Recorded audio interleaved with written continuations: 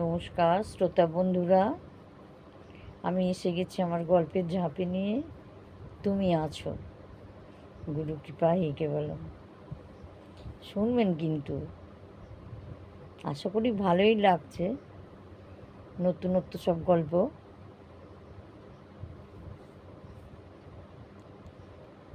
এবারে বাবা তো কতজনের ঘর বসিয়ে দিল, বিদেশ থেকে কত অসহায় মেয়ে এলো এই ইয়েতে সামিল হতে, তাদেরও বাবা বিয়ে দিলেন।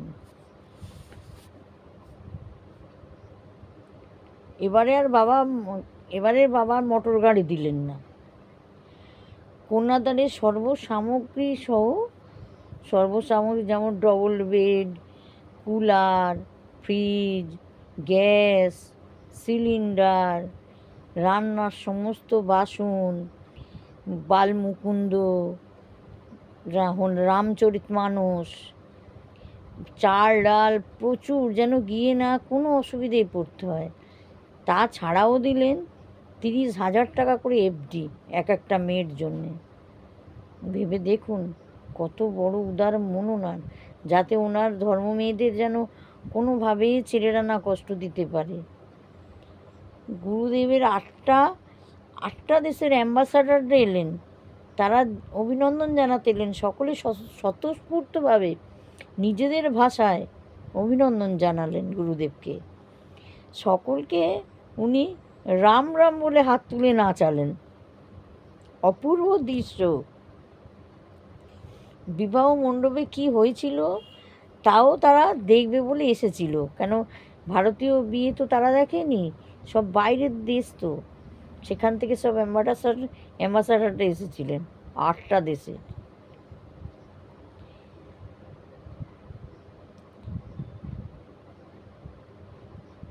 তাছাড়া গুরুদেবের গুরুদেব কত সিদ্ধ সাধু সন্ত সব উপস্থিত হয়েছিল সেই অনুষ্ঠানে। আসছে বছর 2027 আরও বেশি বাবা মেয়ের ঘর বাঁধবে। 365টা মেয়ের এবারে বিয়ে দেবে বাবা বলেছে।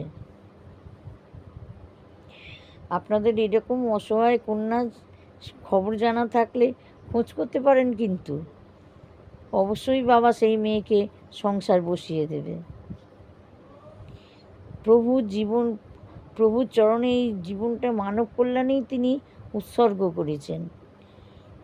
2026 প্রভু বিদেশ যাত্রা করেছিলেন, ওখানে সিডনিতে জলপথে জাহাজে প্রবচন করলেন। জাহাজেও প্রচুর ভিড়, বিভিন্ন দেশের নাগরিক টিকিট কেটে জাহাজে প্রবচন শুনতে গেছিলেন।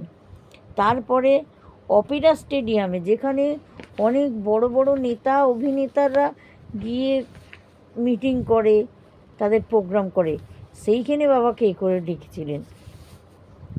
সেখানে গুরুদেব প্রবচন করতে গেলেন, একদম ভর্তি, ভারতের মতোই পাগল বাবার জন্যে। 2026 4 জুলাই বাবার শুভ জন্মদিন। এবারে ভক্তরা দিল্লিতে সেটা পালন করলেন, মহাসমারোহে পালন হলো ভারত মণ্ডপমে। বাবা বলে, আমি গাড়ি করে শুধু যাওয়ার সময় দেখেই যেতাম, ভারত মণ্ডপমে কখনো ঢুকিনি। বাবা এবারে ভারত মণ্ডপমেই তার শিষ্যরা তার জন্মদিন পালন করলেন। পুরো হল ভর্তি।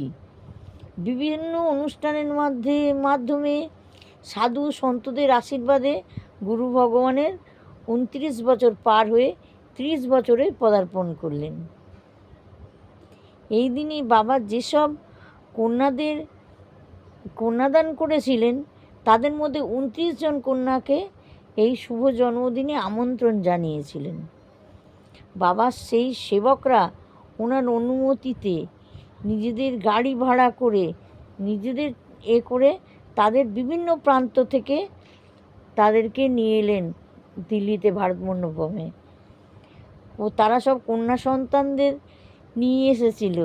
বাবা কন্যা সন্তানদের কোলে করে পরিচয় করালেন, দেখো আমার বিয়ে হয়নি তো কি হয়েছে, এই সব আমার নাতনিরা, আমি দাদু হয়েছি, দেখো আমার এই 29 জন নাতনি, আমি এদের পড়ানোর ব্যবস্থা করবার জন্য প্রত্যেককে 51,000 টাকা করে নগদ দিতে চাই।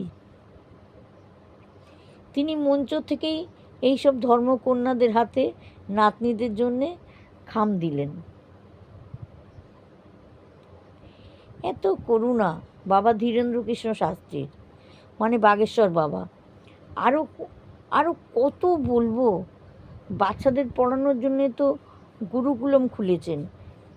যার শিক্ষা দেবেন যিনি শিক্ষা দেবেন তিনি অত্যন্ত বিদ্বান পণ্ডিত। তিনি ভাইজি রমেশ ওঝা, একেবারে নিঃশুল্ক। তারপরে হচ্ছে বিশাল ক্যান্সার হসপিটাল, সেখানে তো রয়েছে, সেখানে রিসার্চ সেন্টার পর্যন্ত রয়েছে। তার মধ্যে আরও 2টো বই উনি লিখেছেন। আরও একটা বই লিখেছেন মেয়েরা সন্ন্যাসী, যে সন্ন্যাসী বাবার কথা উনি বারবার বলেন। তাঁর জীবনী নিয়ে উনি লিখেছেন। উনি কেন এখনও মুক্তি নেননি, এখনও কেন আছেন, উনি কি করে কোথা থেকে এলেন, কিভাবে রয়েছেন, সেই সবগুলো মেয়েরা সন্ন্যাসীতে উনি লিখেছেন।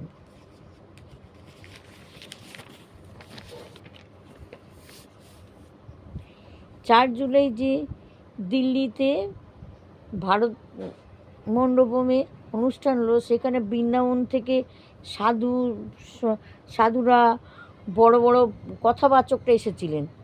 তারা বললেন, আমরা আজ পর্যন্ত কোনো উপাধি কাউকে দিইনি, কিন্তু তোমাকে বৃন্দাবন থেকে একটা উপাধি দিতে চাইছে, তা হলো সনাতন রত্ন। বাবা বাগেশ্বর বালাজিকে ওরা সনাতন রত্ন উপাধি দিয়ে ঘোষিত করলেন।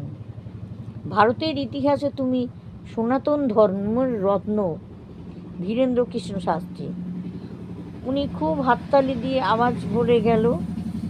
বাবা বাগেশ্বর বললেন, আজ দিনটা আমার জন্মদিন হিসেবে আমার ভক্তরা এত আড়ম্বরে পালন করছে, কিন্তু এমন একটা সময় গেছে, এই দিনে অন্ধকারে পার্লেজি বিস্কুট খেয়ে আমার জন্মদিন কেটেছে।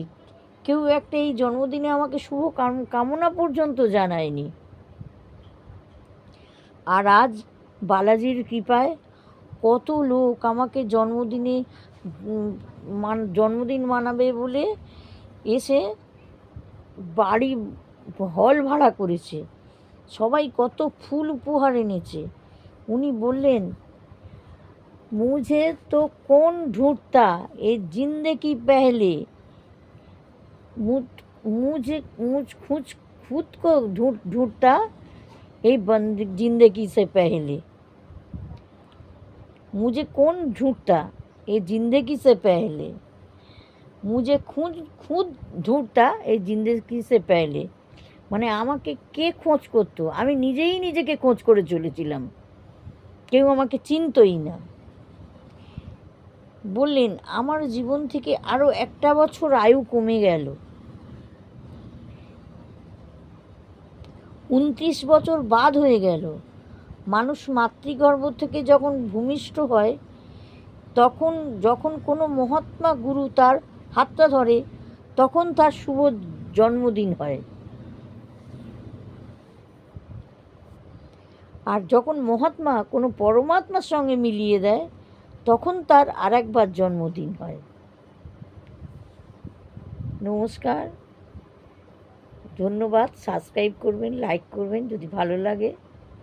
আজ এই পর্যন্ত।